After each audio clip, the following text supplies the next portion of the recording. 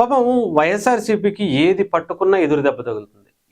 ఎలా బూమరాంగ్ అవుతుందంటే వాళ్ళు ఏది మాట్లాడినా సరే సోషల్ మీడియాలో అడ్డంగా దొరికేస్తారు. జగన్మోహన్ రెడ్డి గారు ఎలాగో అడ్డంగా దొరికేస్తారు. ఆయన ఏ ప్రెస్ మీట్ పెట్టినా ఏ రకంగా ఆయన ఏదో హైలైట్ అవుదామని చూసుకున్నా కానీ చాలా ఏదో అయిపోతుంది అక్కడ. ఇంకొక రకంగా పోర్ట్రేట్ అవుతున్నటువంటి పరిస్థితి. పాపం కూటమి ప్రభుత్వాన్ని, పవన్ కళ్యాణ్ గారిని, నారా లోకేష్ గారిని ఇబ్బంది పెట్టాలి, ఆయన ప్రజల సొమ్ముతో ఇలా జల్సాలు చేస్తున్నారు, దాదాపు 77 కోట్లు నారా లోకేష్ గారి పర్యటనలకు ఖర్చు పెట్టారు అని చెప్పి ఒక నింద ఆరోపణ చేశారు వైఎస్ఆర్సీపీ. మరి ఊరుకుంటారా? కూటమి ప్రభుత్వంలో కావచ్చు, జనసేన పార్టీ వాళ్ళు కావచ్చు, కోడితే మొత్తం అన్ని వాళ్ళ చరిత్ర మొత్తం అంతా తీసుకొచ్చి వాళ్ళ మొహాన కొట్టడమే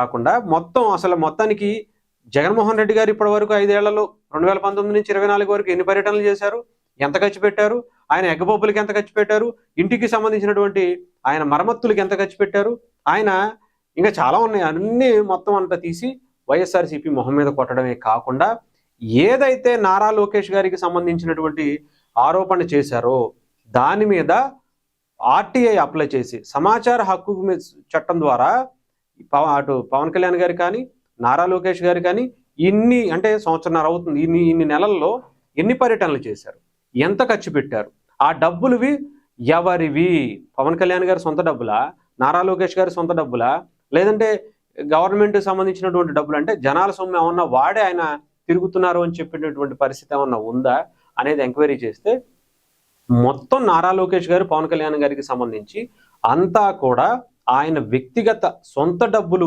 ఖర్చు పెట్టుకుని ఈ పర్యటనలంతా కూడా చేశారు తప్ప ఎక్కడా కూడా వాళ్ళు ప్రభుత్వ సొమ్ముని అంటే ప్రజల సొమ్ముని వాడి ఏ పర్యటన చేయలా. అధికారికంగా చేసేటువంటి కార్యక్రమాలకి కూడా, అధికారికంగా వెళ్ళేటువంటి కార్యక్రమాలకి కూడా సొంత డబ్బులే ఖర్చు పెట్టుకుని తిరుగుతున్నారట. అది ఆలోచించండి. అంటే వీళ్ళు ఏది పడితే అది మాట్లాడేయాలి అనేటువంటి అవకాశం, ఏదో ఒకటి బురద జల్లేయాలి అనేటువంటి పరిస్థితి ఉంటుంది.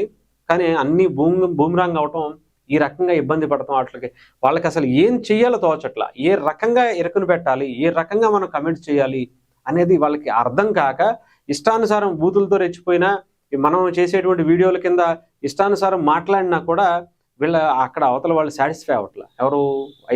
వైఎస్ఆర్సీపీకి సంబంధించినటువంటి అధిష్టానం. అందుకని పేటీఎం బ్యాచ్ మీద, నాయకుల మీద, కింద కార్యకర్తల మీద ప్రెజర్ పెరిగిపోతుంది. అందుకని ఏదో ఒక ఫేక్ న్యూస్ క్రియేట్ చేయాలి, ఏదో ఒక ఫేక్ మాటలు పెట్టాలి, ఇష్టానుసారం బూతులతో రెచ్చగొట్టాలి, వాళ్ళతో తిట్టిపించాలి. ఇదే కాన్సన్ట్రేషన్ ఉన్నట్టుగా కనిపిస్తుంది. బట్ పాపం ఏది చేసినా సరే పాపం ఇంకా అదే 151 నుంచి 11 పడిపోయినటువంటి చెప్పాలంటే అది ఏం తగిలిందో తెలియదు కానీ మొత్తానికి పడింది. ఈ మాటలు అనుకోవచ్చు, వాళ్ళ చేతలే అనుకోవచ్చు, అన్నీ వాళ్ళకి కలిసి వచ్చాయి.